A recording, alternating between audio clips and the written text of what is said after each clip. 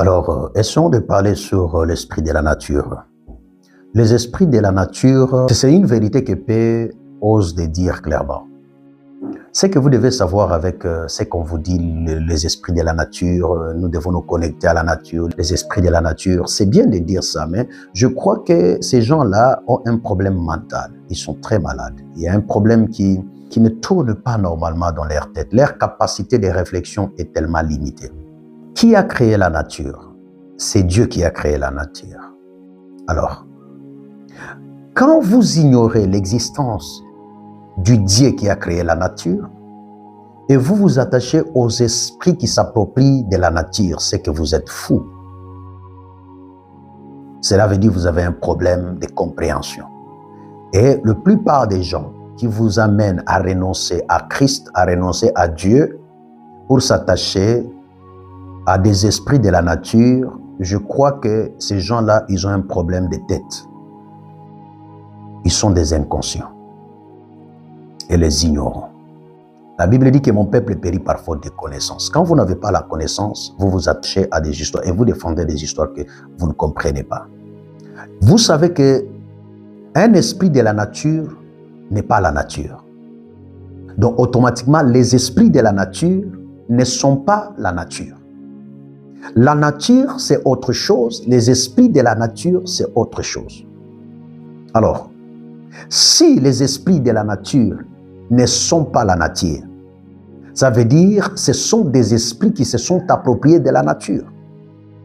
Alors, si Dieu, le créateur du ciel et de la terre, il a créé la nature tout en étant pur. Et après un temps, il y a eu des esprits qui se sont appropriés de la nature. Il y a déjà un problème. Allons plus loin. La Bible dit dans Psaume chapitre 24, le verset 1er, la Bible dit que la terre appartient à Dieu. La terre n'appartient pas aux esprits de la nature, mais la terre appartient à Dieu.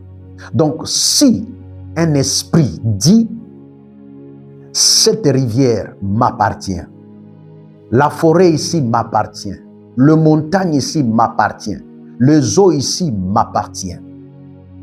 C'est un esprit de mensonge. C'est un esprit de mensonge.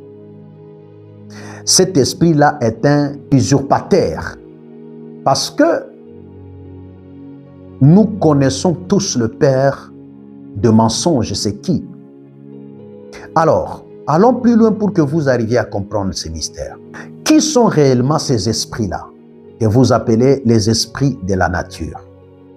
Bibliquement, ces esprits sont des anges déchus, des esprits anciens, des principautés, des puissances.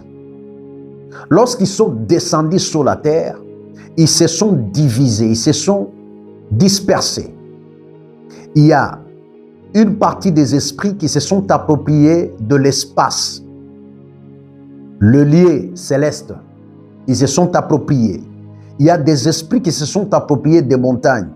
Il y a des esprits qui se sont appropriés des eaux. Il y a des esprits qui se sont appropriés de la nature. Il y a des esprits qui se sont appropriés de la terre. C'est ainsi que la Bible dit malheur à la terre, car notre accusateur est tombé sur la terre animé d'une très grande colère. Si vous voulez comprendre beaucoup plus dans ça, il faut lire Ephésiens 6, chapitre 12. Ces esprits opèrent par séduction, par révélation partielle, par fausse protection et par échange caché. Et ils ont un agenda de la destruction de la vie et de l'existence humaine.